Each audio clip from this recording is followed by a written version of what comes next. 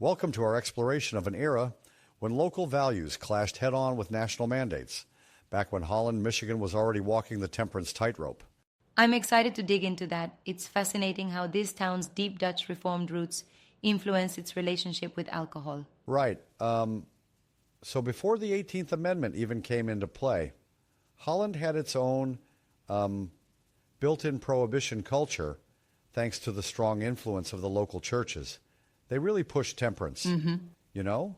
Absolutely. The churches were like the moral compass of the community, whispering, "No booze, folks," even before anyone was forced to by law. And then, when the nationwide prohibition kicked in with the 18th Amendment in 1920, it didn't really change much for Holland. Well, it sometimes even reinforced those existing local bans that were already in place thanks to that religious fervor.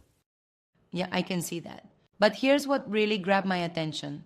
Despite the strict local and national regulations, bootlegging really took off. It's like this undercurrent of rebellion coursing through the community. Exactly. And that's where the stories get truly colorful. Bootleggers, or as I like to call them, the unsung entrepreneurs of contraband, were using every trick in the book. They smuggled alcohol across Lake Michigan from Chicago and Milwaukee right to the shores of Holland. And get this, some of these operations were so ingeniously hidden that local barns, tunnels, and even secret backrooms became the stage for these daring adventures. Yeah, and it's almost cinematic. Boats landing at Ottawa Beach under the veil of darkness, unloading crates loaded with Canadian whiskey, as if they were staging a covert heist every night. It's like a real-life covert operation, but in a small Midwestern town. I wonder, though, if calling it a heist might romanticize what was really a violation of the laws and norms of the time. That's a fair point. While the audacity of these bootleggers is impressive, it was still an outright rebellion against rules that many people genuinely believed in due to their cultural and religious backdrops. Exactly. Now, shifting gears a bit, what do you think about the secret stills and speakeasies? Those hidden bars in basements and the homemade stills for moonshine production sound almost like scenes out of a noir film. Oh, for sure. I mean, it's like the community had this dual reality. On one hand, you had churches and temperance advocates preaching caution, and on the other, you had these hidden venues where people let loose with dancing, music, and, well, a bit of forbidden alcohol. And even more intriguing is that these speakeasies weren't just random hideouts. They were strategically tucked away, often just a few blocks away from the very churches that were promoting temperance. Right. It's almost ironic. The sanctuaries that taught abstinence became the unknowing landmarks for the secret nightlife. It's like a constant reminder of the dual nature of human behavior. Indeed. Speaking of duality, let's talk about law enforcement at that time. How did they handle this intricate maze of prohibition? Well, enforcement was as patchy as you could imagine. Some local officials were adamant about upholding the law, enforcing these bans with a firm hand. But interestingly, there were plenty who turned a blind eye, or even, dare I say, were involved in the bootlegging operations. Right, yeah? It makes me wonder, though, how much of that was sheer inefficiency versus outright selective enforcement rooted in hypocrisy. Exactly.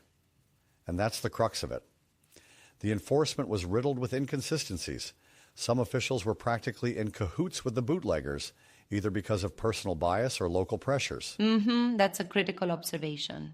That selective enforcement almost kind of undermined the moral stance that the temperance advocates tried to promote, huh? Precisely. And it raises the question, were the temperance laws genuinely about public morality, or did they also serve as convenient tools for certain interests in the community to assert control? Right, that's an interesting critique.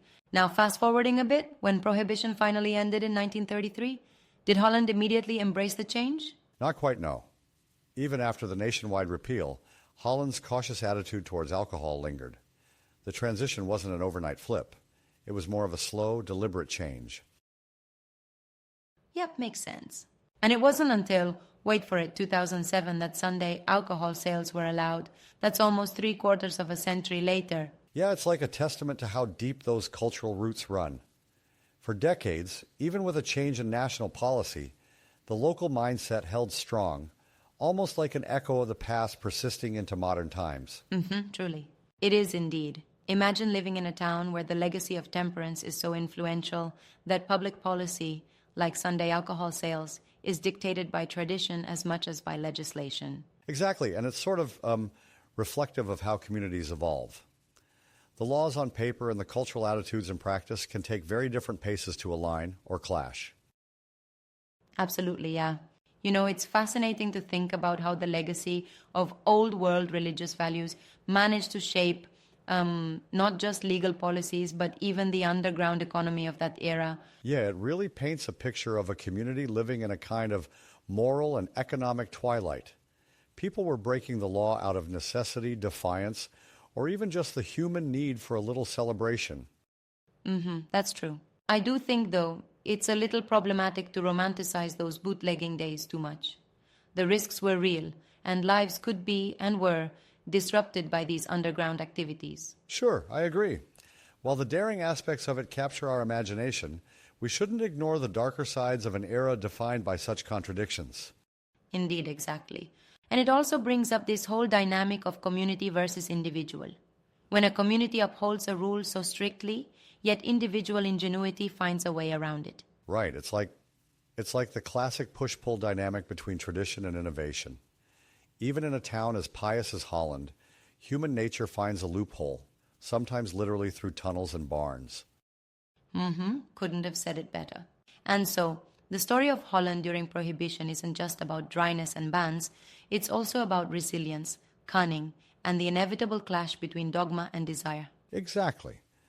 It underscores the idea that while laws can be imposed, cultural change evolves from within, a slow, sometimes messy process. Absolutely. What a remarkable chapter of history that still influences local attitudes to this day. It's like these remnants of the past continue to taint policy and public opinion, even in modern times. Yep, definitely. And it makes you wonder about the balance between legal frameworks and the cultural legacies that outlast them, you know? I do. As we wrap up, it's clear that the interplay of local temperance, national law, and the spirit of rebellion created an incredibly layered historical narrative in Holland, one still ripe for discussion and reflection. Absolutely. A saga where tradition met innovation head-on, leaving us with a legacy that's both cautionary and, at times, oddly inspirational. Thanks for the insightful breakdown. We sure took a deep dive into a time where history was as complex as it was compelling. And thanks for joining the conversation. Until the next journey into the labyrinth of history and culture,